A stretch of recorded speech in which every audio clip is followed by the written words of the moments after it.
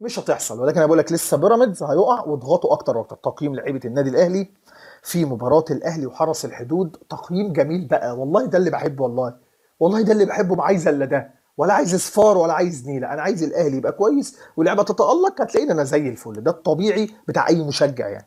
في حراسه المرمى محمد الشناوي 6 من 10. خط الدفاع رامي ربيعه لحد قبل طلوعه 4 من 10. ياسر ابراهيم 5 من 10. محمد هاني 7 من 10. كوكا 7 من 10. انا بس عايز اضيف يعني ممكن اقول كوكا 6 من 10 علشان بس الهدف اللي سجله محمد هاني، انما كوكا عمل برده مباراه كويسه طبعا. اصل احنا كوكا مسجل هدف، ايه الهبل ده؟ استنى صح، ده انا نسيت ازاي دي ما نقولهاش معايا يا خالد برضه. يعني انت حضرتك دلوقتي كوكا بقى الباك بيسجل. فاكرين كنت بقول لكم ايه؟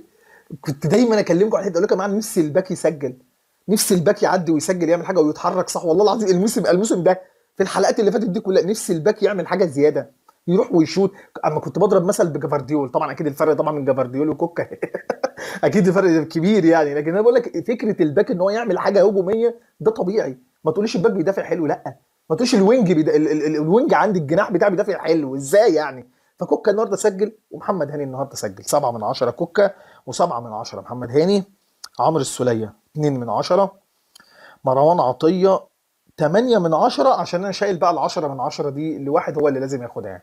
مروان عطيه، بس مش هظلمك يا مروان، 9 من 10 لان انت عملت مباراه كويسه قوي. امام عاشور 3 من 10. اشرف بن شرقي 0. طاهر محمد طاهر قبل طلوعه والشوط الاولاني تقييمي ليه 6 من 10.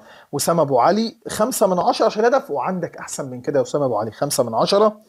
نزل الشوط الثاني حسين الشحات 7 من 10. نزل مين؟ نزل فين؟ قفشه. نزل قفشه، انا اسف يا قفشه، اسف لكل اللعيبه، 10 من 10. نجم المباراه محمد مجدي قفشه، نجم المباراه اهو. شوف احنا مع بعض وبلوكات وكده حلو بره اي حاجه، حبيب قلبي العب حلو هشيلك فوق راسي. لا يشغلني اللي انتوا بتعملوه على الميديا ولا الكلام ده يشغلني ده. 10 من 10 يا محمد.